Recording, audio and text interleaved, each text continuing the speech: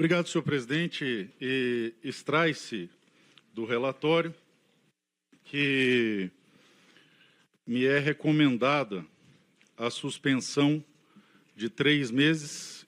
Cadê o relatório que estava aqui? Me é recomendada no voto a suspensão de 3 meses do meu mandato, o que, claro, somado aos outros 2 de simplesmente estar na mesa, vai implicar em 5 meses de suspensão, o que implica no desfazimento total do meu gabinete. Ainda que não aconteça a exoneração, todos os meus colaboradores vão ficar desempregados por 5 meses. 5 meses.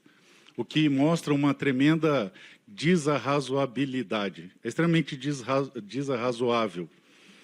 Paralelo a isso, é importante ressaltar que isso também vai implicar no meu despejo do apartamento funcional. Então, vou ter que fazer toda a mudança. Então, percebam o peso da pena em relação ao fato. Ora, é verdade que eu fiz uma crítica muito dura ao presidente dessa casa. É verdade que no teor do material audiovisual que se encontra presente neste arrazoado, há sim uma crítica muito dura. Mas, volto a repetir, ninguém desta casa, nem o representante, e não houve testemunho de acusação, presenciou o referido fato. É apenas o vídeo. Inclusive, o elemento utilizado para indeferir todas as minhas testemunhas decorreram do fato dessas testemunhas não estarem presentes em decorrência do fato. Ora, se para servir como testemunha exige-se a presença no evento, me causa uma dúvida de por que não há necessidade de, para se confirmar o evento, não ter nenhuma testemunha sequer. Paralelo a isso, é importante ressaltar que é fato notório nessa casa, em especial nessa comissão, que jamais eu faltei com o zelo no trato com os colegas ou com o respeito com essa comissão, com a instituição, com os servidores e com a presidência. É fato notório que eu sempre utilizei de altíssima técnica processual e, principalmente, respeito com os meus pares. Ocorre que, e era isso que eu pretendia demonstrar na minha defesa com o rol de testemunhas que eu elenquei. Nós estamos vivenciando um estado de exceção, nós estamos vivenciando uma sucessão de absurdos indizíveis desde o primeiro dia do nosso mandato. Pessoas sendo condenadas a penas absurdas, em condições subhumanas, sem sequer individualização do fato. Repito, a maioria das pessoas que foram condenadas, assim o foram, sem sequer saber por que estão sendo condenadas. O que elas estão respondendo? Qual o fato que coloca essas pessoas numa situação de fato típico? Porque não há sequer individualização do fato. Nós temos uma mãe de 5 filhos que foi condenada a quase 17 anos porque estava no gramado da esplanada. Nós temos a Débora do Batom, condenada a mais de 14 anos, porque riscou de batom uma estátua. Isso é muito, mas muito mais antiético do que qualquer fato que possa ser descrito aqui.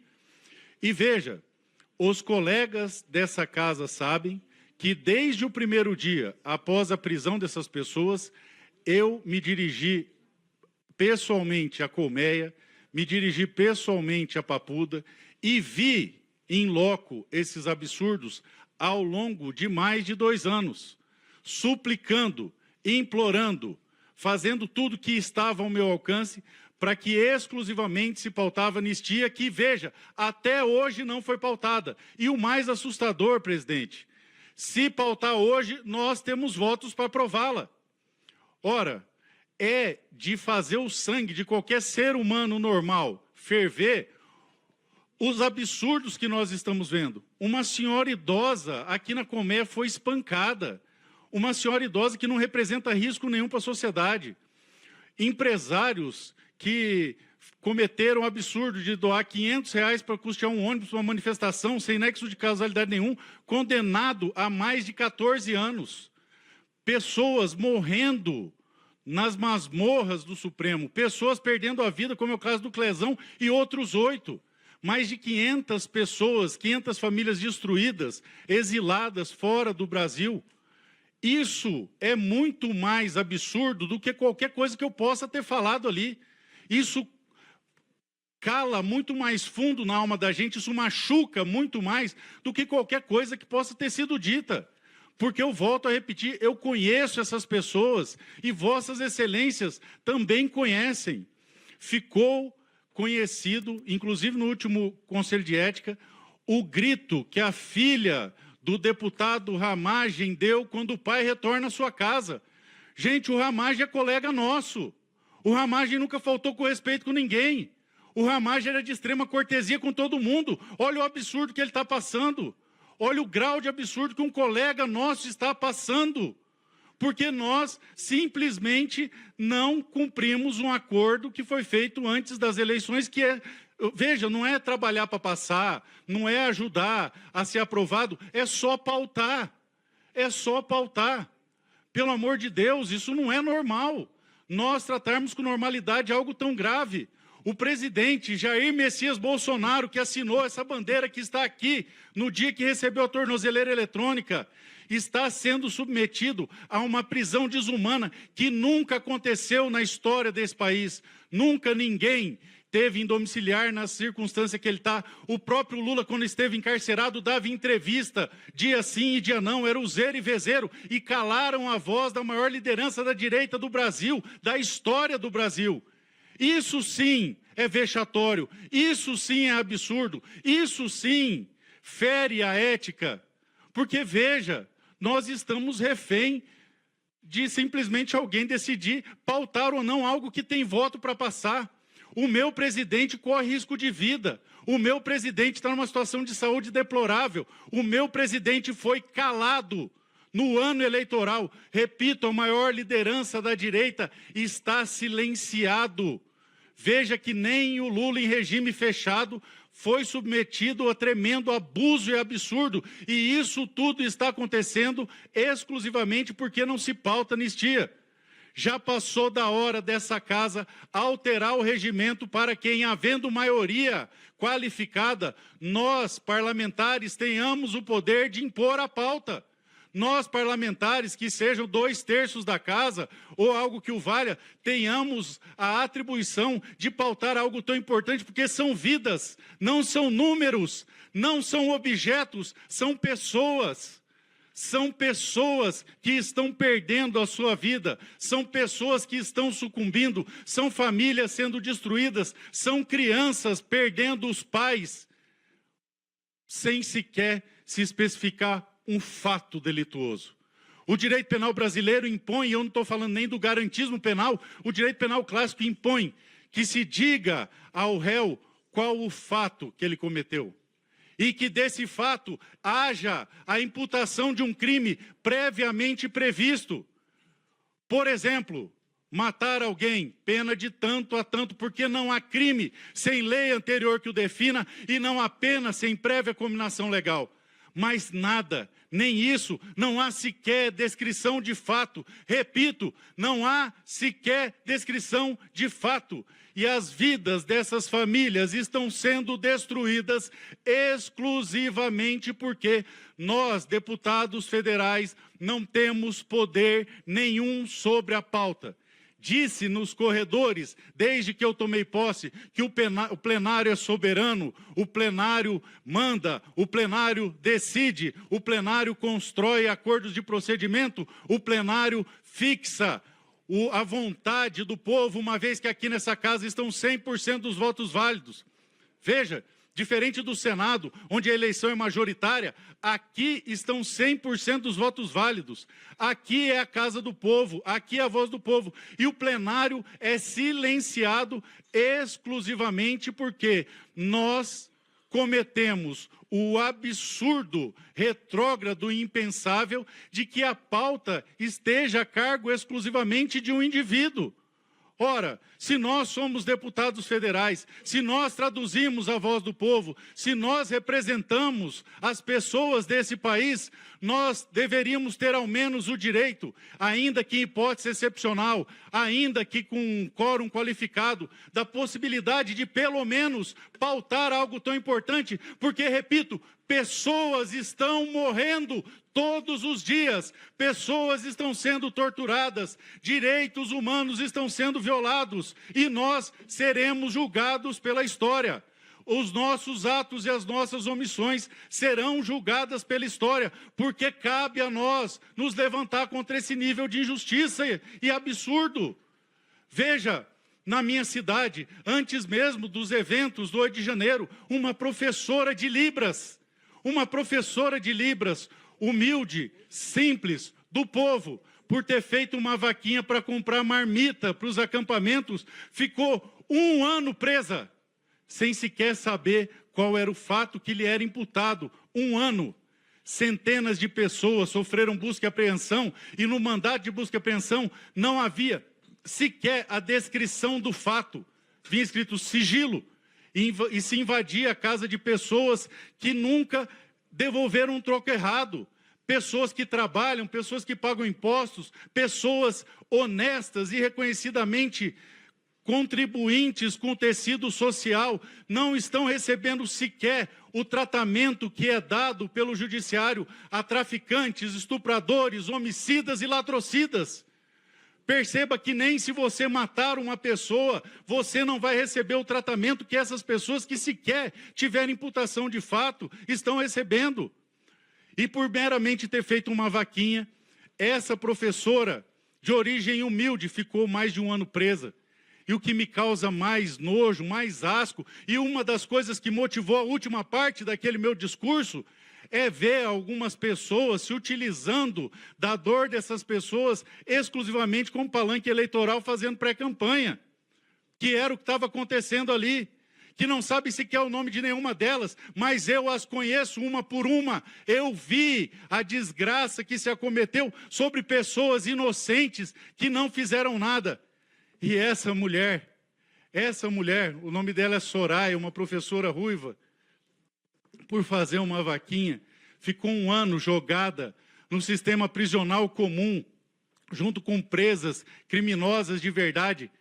E ela acreditava no Brasil, ela acreditava na democracia, ela trabalhou como voluntária na campanha de um político do meu estado, atuava diretamente politicamente, desde a época do impeachment da Dilma, por muitos anos indo às ruas, simplesmente por acreditar.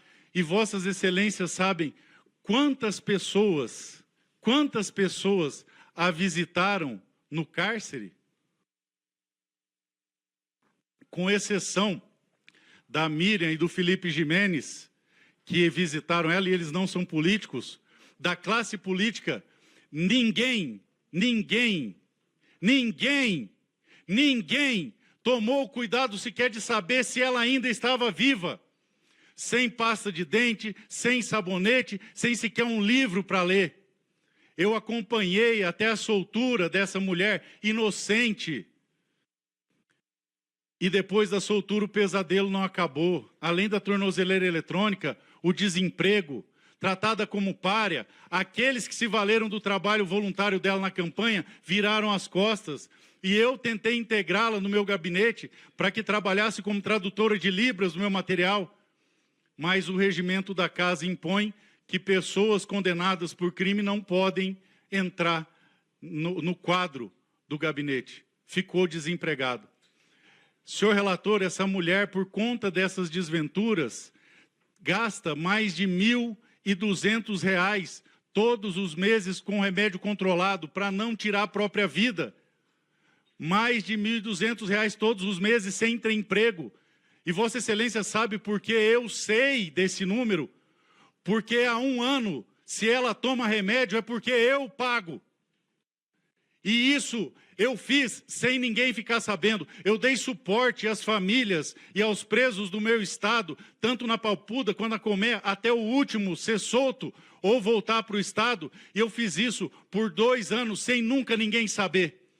Eu só tenho a liberdade de falar isso agora, porque a imprensa do meu estado, a mesma imprensa do meu estado, que deu suporte para aqueles que eu critiquei na última parte do meu discurso para fazerem o que fizeram, disse que eu era contra a anistia. E aí as famílias se levantaram e publicizaram tudo que eu fiz. As famílias se levantaram, os advogados se levantaram e publicizaram. Hoje, eu falo isso abertamente porque isso já veio a público, senão jamais falaria. Para que Vossa Excelência tenha uma ideia, eu fiz isso por mais de 2 anos, sem sequer a minha esposa, à época, tomar conhecimento disso. Ela tomou conhecimento pelas redes sociais. Eu me lembro que todas as vezes que ela vinha em Brasília, ela falava, nossa, está faltando roupa sua. Claro, porque toda vez que um pobre coitado desse era despejado lá nos confins do plano, lá na ponta do plano piloto, ou eu ou alguém da minha equipe ia lá buscar essa pessoa que estava perdida, sem celular, sem nada, e tinha 24 horas para se apresentar na polícia do meu estado. Recebia essas pessoas, levava na minha casa, a gente almoçava junto ou jantava junto. Eu, quando estava com condições financeiras, pagava passagem de avião para eles voltarem. Quando não estava com condições financeiras, pagava passagem de ônibus para eles regressarem. Oferecia as minhas roupas, por isso elas faltaram, para que eles não passassem pela suprema humilhação de ter que viajar vestido de presidiário. Eu tenho orgulho de, no meu gabinete, lá em Campo Grande, Mato Grosso do Sul, ter uma camiseta do uniforme da Papuda, assinada por todas as vítimas do golpe do Alexandre de Moraes, dessa perfídia, desse absurdo, pessoas que sequer estiveram na esplanada, produtores rurais, empresários, tendo a sua vida destruída. Eu tenho um amigo que é produtor rural, que estava viajando para os Estados Unidos para ver o neto, porque os filhos moram lá, e aí ele descobriu que o seu passaporte havia sido apreendido e que ele estava sendo investigado, sem sequer saber o fato, sem sequer saber o porquê, porque nem do meu estado ele não saiu, dinheiro ele não deu, ele não fez nada, ele simplesmente esteve presente alguns dias na frente do quartel. E hoje, há mais de 2 anos, quase 3, o neto dele já é uma criança de 3 anos e lhe foi tirado o direito de ver o seu neto. Mas isso não é o maior absurdo. O absurdo são os muitos que morreram durante essa perseguição, como é o caso mais emblemático do Clezão. E volto a dizer, todas as vezes que eu encontro a Luísa, filha do Clezão, e ela, de olhos marejados, agradece o nosso empenho em defender as liberdades dessas pessoas que tiveram a sua vida destruída, a única sensação que eu tenho, senhor relator, é de vergonha. Vergonha por não ter conseguido fazer mais. Vergonha por não ter criatividade o suficiente para pensar o que eu poderia ter feito. Vergonha pelo máximo que eu fiz foi um discurso mais duro em cima de um caminhão. Ou ficar 5 minutos a mais junto com o Marcel na mesa. Vergonha, porque se eu tivesse a capacidade de imaginar qualquer outra coisa, que ainda que custasse o meu mandato, ainda que custasse até minha liberdade, mas pudesse pôr essas pessoas na rua, eu faria, porque eu as conheço, relator, eu as conheço, eu vejo nelas amigos de antes e de depois do ocorrido, eu vejo nelas pessoas do meu convívio próprio, porque são. Eu vejo ali, senhor relator, alguém que poderia ser minha avó, meu avô. Os 10 minutos, por favor. Eu vejo nelas, senhor relator, pessoas que poderiam ser meu irmão, minha irmã, que poderiam ser o meu pai, minha mãe, pessoas do meu círculo próximo. Uma dessas senhoras presas na colmeia, que foi vítima de tortura, e eu já descrevi isso na subcomissão que trata do tema, ela é de uma das famílias mais tradicionais da cidade que eu nasci, de um hotel que eu frequento há mais de 20 anos, que é o principal hotel de Dourados da cidade em que eu nasci. E todas as vezes que eu vou a essa cidade, é uma família gaúcha, eles me dão de presente copa, salame, cuca, que são comidas tradicionais do Rio Grande do Sul, que são feitas por essas famílias, e agradecem o meu empenho. E o senhor sabe qual a sensação que eu tenho, relator? É de vergonha. Vergonha por não ter ideia do que fazer, porque eu exauri absurdamente qualquer possibilidade imaginável do que eu poderia ter feito. E volto a dizer para o senhor, se eu intuísse qualquer coisa que pudesse tirar essas pessoas de lá, eu faria. Repito, ainda que custasse a minha própria liberdade, porque é desumano. E eu aprendi isso com o maior líder da direita, chamado Jair Messias Bolsonaro, que nos orientou a passar a dosimetria, cujo benefício ele não vai perceber.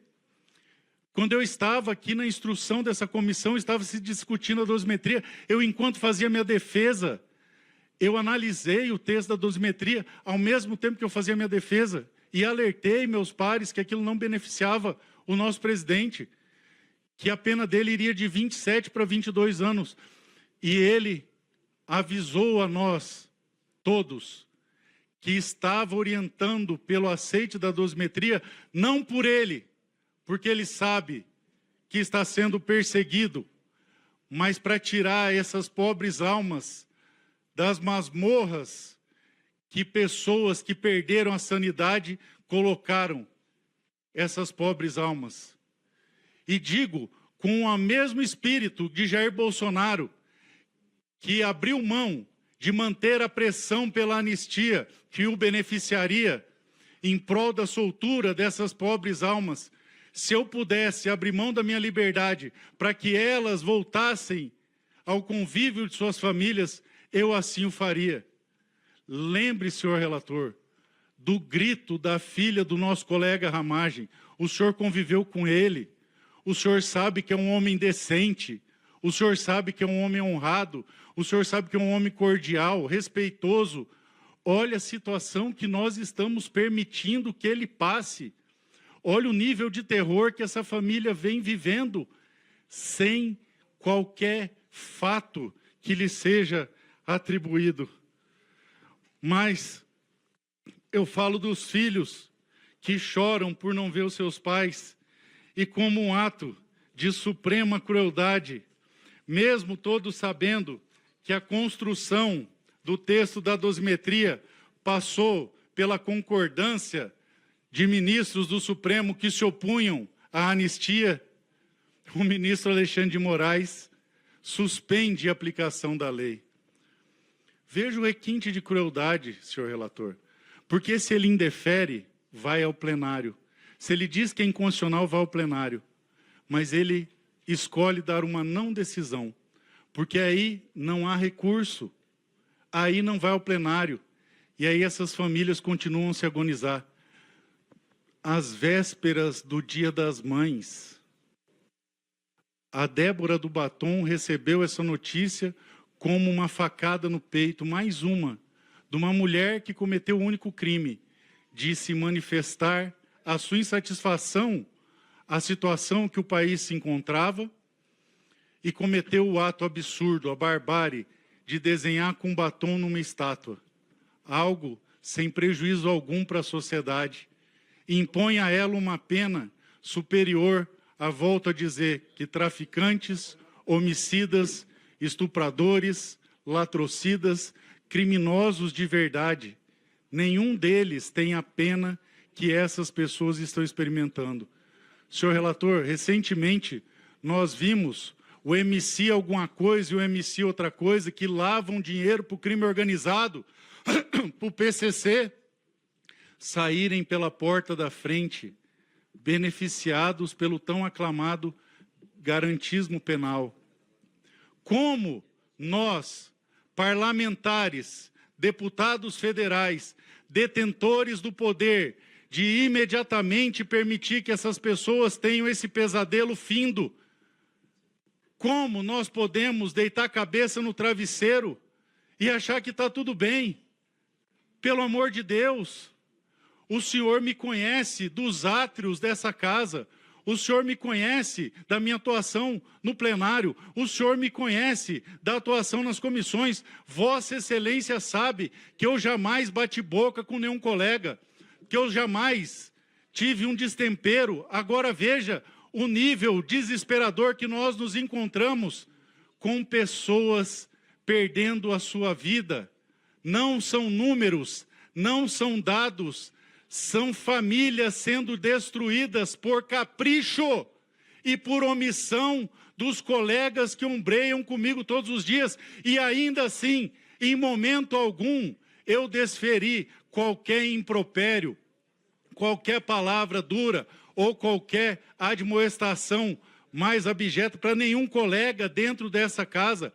Perceba que nem no plenário e nem nas comissões eu nunca faltei com a cordialidade. Inclusive, posso citar que nessa comissão, e acredito que se faz presente, porque ele está em todas, e está presente mesmo, o deputado Chico Alencar é o colega que mais tem embate comigo aqui, e nós nunca perdemos a cordialidade, nós nunca faltamos com respeito mútuo, nós sempre mantivemos um debate técnico de alto nível, mas olha o nível de desespero de um ser humano, porque olhar para essa realidade, senhor relator, e simplesmente fazer de conta que ela não está acontecendo, é desumano, é do nível de crueldade que eu não consigo conceber, algo que nós poderíamos resolver em 24 horas, pauta-se, vota-se, vai ao Senado, é pautado no Senado, ou ainda assim, pauta-se nessa casa, vota-se anistia nessa casa, temos votos o suficiente. No Senado, não há como eu interferir. Então, passando dessa casa, pelo menos a tranquilidade de que nós fizemos tudo que era possível, nos será concedida. Senhor relator, perceba a crueldade. Inúmeros são os vídeos, inúmeras são as crianças que vêm a essa casa suplicar pela misericórdia aos seus pais. Todas as semanas nós temos familiares aqui nessa casa suplicando por misericórdia de um crime que nunca existiu, de pessoas que sequer têm um fato que lhes é atribuído. Agora veja, senhor presidente, eu disse de crianças que estão crescendo em desespero, sem ver os seus pais, mas há situação ainda pior, da dona Fabiola Rocha da Silva, 49 anos, que foi condenada a 17 anos de prisão, sem sequer lhe ser dito o que ela fez, qual o fato. Quebrou uma vidraça, 17 anos, entrou no plenário, 17 anos, não há essa atribuição. E o que houve com ela? Ela está foragida, ela está exilada na Argentina, e o filho dela morreu. Essa mãe não teve a oportunidade sequer de participar do enterro do seu filho. Não há maldição maior para um pai, e falo isso como pai de 5 filhos, não há maldição maior para um pai do que sepultar um filho. Eu falo ao senhor, nobre relator, eu falo aos colegas pares dessa casa, percebam o requinte de crueldade, percebam o grau de desumanidade.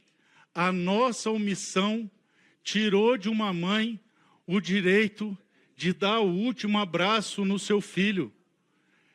Creio que os colegas aqui também têm filhos. Creio que Vossa Excelência também tem filhos. Vamos ter um mínimo de empatia e olhar para essas pessoas como seres humanos. Porque a polarização é algo muito bom para fixar pontos de ideias e aclarar o debate para que as pessoas não sejam enganadas sobre quem é ou não de direita ou esquerda. Agora, nós não podemos, à custa da polarização, desumanizar as pessoas. Senhor presidente, uma manutenção dessas pessoas na condição em que se encontram, e eu peço só mais um pouquinho para eu concluir, a manutenção dessas pessoas na condição subhumana que se encontram, exclusivamente decorrente da omissão dessa casa, é uma culpa que nos recai. Nós vamos responder por essa crueldade, pois, repito,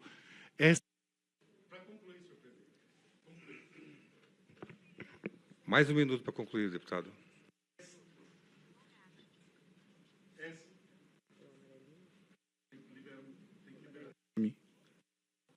É simplesmente um ato de se pautar a anistia que nós teremos entregue para a população o mínimo de decência e humanidade.